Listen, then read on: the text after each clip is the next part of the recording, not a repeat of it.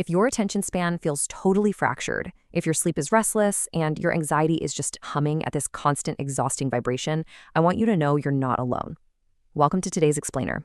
We're going to unpack the modern neuroscience of how the attention economy is literally biologically hijacking our nervous systems. And more importantly, we're going to explore the clinical, evidence-based protocols to actually heal. Think about this for a second. When was the last time you experienced true, uninterrupted silence? Not just sitting in a quiet room, but a moment where you were completely, 100% disconnected from the demanding hum of screens. The truth is, we live in a society that is suffering from profound solitude deprivation, and it's stripping us of the crucial time we need to process our emotions and regulate our nervous systems. Have you ever felt your phone buzz in your pocket, only to pull it out and realize nothing? Your screen is totally blank. Well, it turns out that isn't just a weird glitch. It's an actual clinical neuroplastic adaptation called phantom vibration syndrome. Because the average person checks their phone 144 times a day, our bodies are literally hallucinating notifications. Our nervous systems are trapped in this permanent, exhausting state of hypervigilant anticipation. Section 1, the digital burnout epidemic. I want you to think of your brain like a high-powered laptop. You know when you have 50 tabs open at once? Emails, social media, 5 random group chats? The internal fan starts screaming and the whole system just grinds to a halt. That's cognitive overload. On the flip side, we have what's called attention restoration. This is what happens when you step away from the digital noise. It's exactly like letting that overheated laptop finally cool down so your cognitive battery can actually recharge. Section 2, your brain on dopamine. This quote from Dr. Anna Lemke really hits the nail on the head. She says, the smartphone is the modern-day hypodermic needle. Tech companies spend billions of dollars using variable ratio reinforcement, which, by the way, is the exact same psychological trap used in casino slot machines. Every little ping delivers a fresh hit of digital dopamine, and it is fundamentally disrupting your brain's delicate homeostatic balance. And just look at the biological toll of this constant stimulation. In one really landmark study, highly stressed medical students underwent just a 2-week digital detox. And the results? Morning cortisol, that's your primary stress hormone, dropped significantly. But even more remarkably, their markers for systemic inflammation, which are directly linked to chronic stress, neural fatigue, and even accelerated aging, they absolutely plummeted. 40%. That's how much those inflammatory markers dropped for those students, just by unplugging for 2 weeks. Think about that. When you step away from the attention economy, you aren't just clearing your head.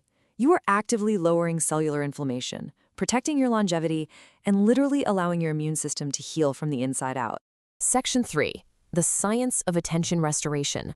72 hours. According to cognitive neuroscientist David Strayer, this is the magic number.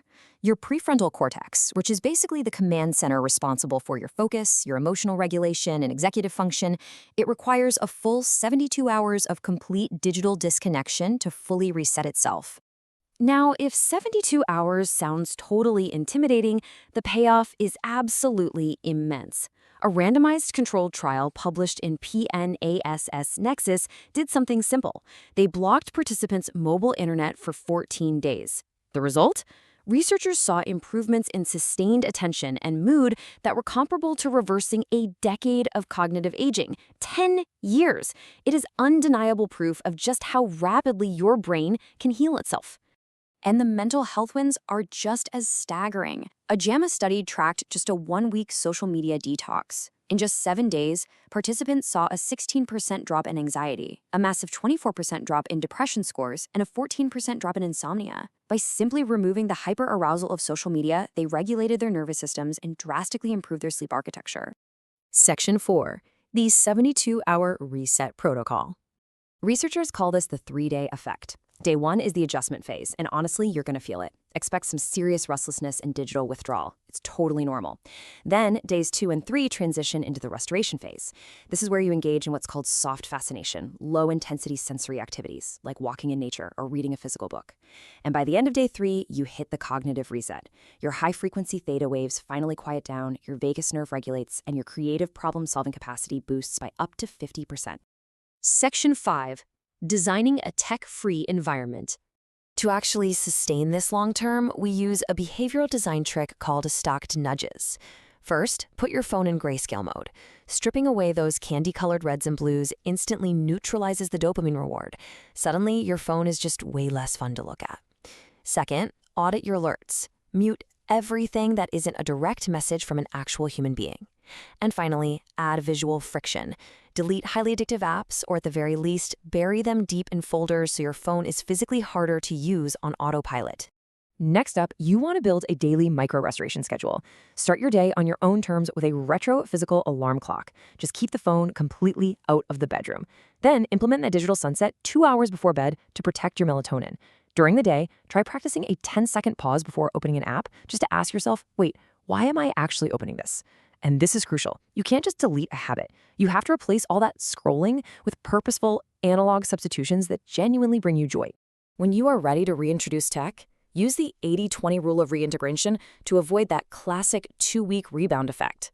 Strategically allow the 20% of technology that genuinely serves you, like essential work tools or FaceTiming your family, while firmly maintaining 80% of the boundaries you built during your detox.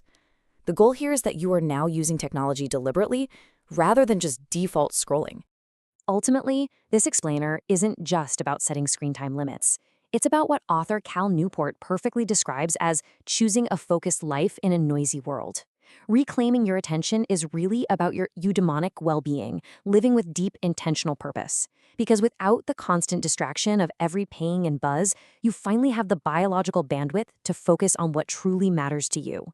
So, I want to leave you with this. We've seen the biology, we've seen the dramatic drops in cellular inflammation, and the sheer power of the 72-hour reset. The blueprint to heal your nervous system is literally right in front of you. The only question left is, are you brave enough to leave your phone in another room tonight?